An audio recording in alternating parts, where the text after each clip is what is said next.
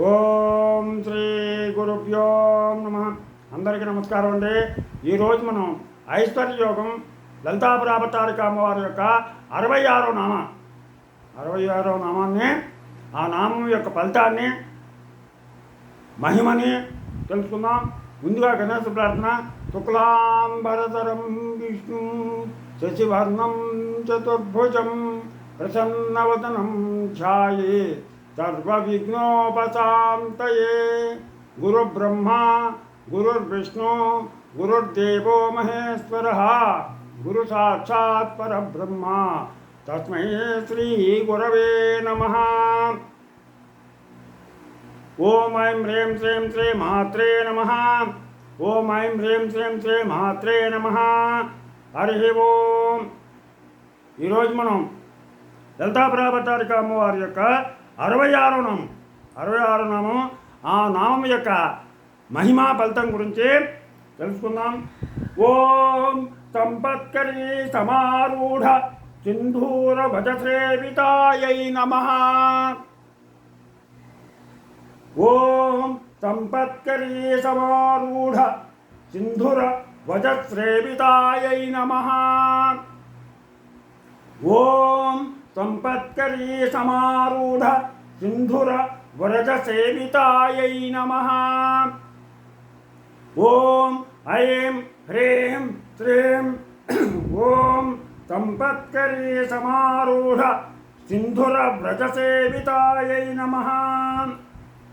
ఓం ఐం హ్రీం శ్రీం ఓం సంపత్కరీ సమారూఢ సింధుర వ్రజసేవితాయై నమః.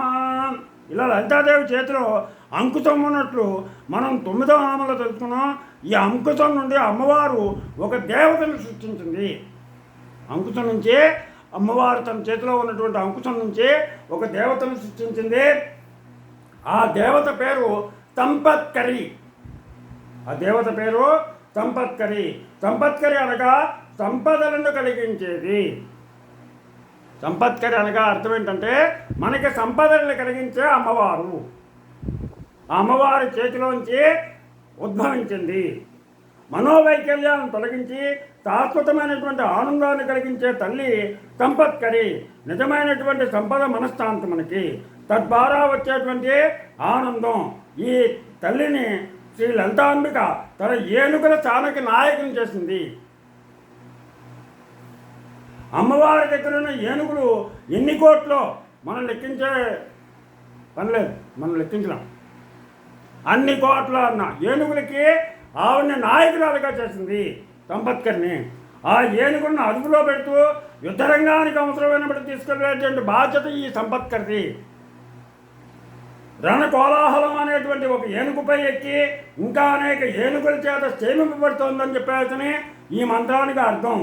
ఏనుగు నిజానికి చాలా బలమైంది, కానీ సత్వగుణము కలిగి ఉంటుంది. అంతలోనే మదమెత్తి విధ్వంసాన్ని కూడా సృష్టిస్తుంది. ఎంత సత్వగుణం ఉందో అంత కోపం కూడా ఉంది. ఆ కోపం వచ్చినప్పుడు మదమెత్తి విధ్వంసాన్ని సృష్టిస్తుంది ఏనుగు. అందుకనే ఆ ఇంద్రియాలని గజాలతో పోలుస్తారు ఆ తత్వజ్ఞులు. కారణం అవి కూడా ఎప్పుడు విజృంభిస్తాయో, ఎప్పుడు మామూలుగా ఉంటాయో తెలియదు. మన యొక్క ఇంద్రియాలు ఎప్పుడు విజృంభిస్తాయో, ఎప్పుడు మామూలుగా ఉంటాయో తెలియదు. అలాగే ఏనుగు యొక్క కోపం కూడా ఎప్పుడు శాంతంగా ఉంటుందో, ఎప్పుడు కోపంగా ఉంటుందో తెలియదు. అందుకని వాటిని అదుపులో పెట్టడానికి ఈ సంపత్కరి అనేటువంటి అమ్మవారిని నాయకురాలుగా చేసింది. గజరాజు మొదట్లో విజృంభించి మడుగులో జరబడి చివరకు మొసలు చేర్చిక్కి అలమటించిపోయినటువంటి విషయం మనకు అందరికీ తెలుసు. గజేంద్ర మోక్షంలో మనం అందరం తెలుసుకున్నాం. మొదట్లో చాలా విజృంభించింది. తన శక్తి అంతా పోయేప్పటికీ అప్పుడు ఆ నారాయణుని ప్రార్థించింది. ప్రాణాపాయ స్థితి రాగానే భగవంతుడు గుర్తుకొచ్చాడు. అప్పుడే నీవే తప్ప ఇతప్పతం బెరుగా, నీవే తప్ప ఇతప్పతం బెరుగా అని చెప్పేసి ధ్యానంగా ప్రార్థించింది. అప్పుడు శ్రీహరి వచ్చి రక్షించాడు. మానవులు కూడా భూలోకంలో ఉన్నటువంటి తాత్కాలికమైనటువంటి ఈ సుఖాలకు శాశ్వతమైనటువంటి వని భ్రమించి వాటి వెంట పెడతారు. ఈ సుఖాలు ఎన్ని అనుభవించినా తనివి తీరదు. చివరకు వాటి వల్ల భరింపరానటువంటి దుఃఖాలు మిగలడంతో గిలగల్లాడిపోయి అప్పుడు ఆఖరి దశలో ఈ సుఖాలు కాదని అప్పుడు గ్రహిస్తాడు మానవుడు. అప్పుడు దైవ ప్రార్థన మొదలు పెడతాడు. తనలో శక్తి ఉన్నంత వరకు కూడా మానవుడు దేవుణ్ణి భగవన్నామస్మరణ చెయ్యడు. తన శక్తి క్షీణించిన తర్వాత ఏనుగు మళ్ళీ అప్పుడు మానవుడు ఆ భగవంతుని యొక్క నామాన్ని ప్రార్థన చేస్తాడు. అలా కాకుండా ప్రతి ఒక్క మానవుడు కూడా మన శరీరంలో శక్తి ఉన్నప్పుడే హరినామస్మరణ, అమ్మవారి నామస్మరణ చేసుకోవాలి. నిజమైన సంపదను గుర్తిస్తాడు. అప్పుడు మనస్సును భగవంతునిలో లీనం చేసి తరించి సాధకుడు అని చెప్పేసిన వృద్ధాప్యంలో అనిపించుకుంటాడు. ఒక్కొక్కసారి వృద్ధాప్యంలో ఓపుకొంటూ భగవంతుడి యొక్క నామాన్ని పలికేటువంటి శక్తి కూడా ఉండదు. అందుకని మనం అప్పటి నుంచే ప్రార్థించుకుంటూ చిన్నప్పటి నుంచే ఉండాలి. సంపత్కరీ సమారూఢ సింధుర వ్రజ సేవితాయై నమః.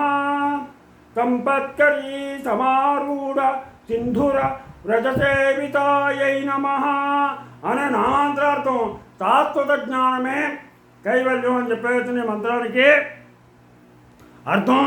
ఈ మంత్రం యొక్క ఫలితం ఏంటంటే ఈర్ష్య, అసూయ వల్ల వచ్చేటువంటి మాకు నిద్ర పట్టడం లేదనేటువంటి వాళ్ళు ఈ కాలంలో ఎక్కువైపోయారు.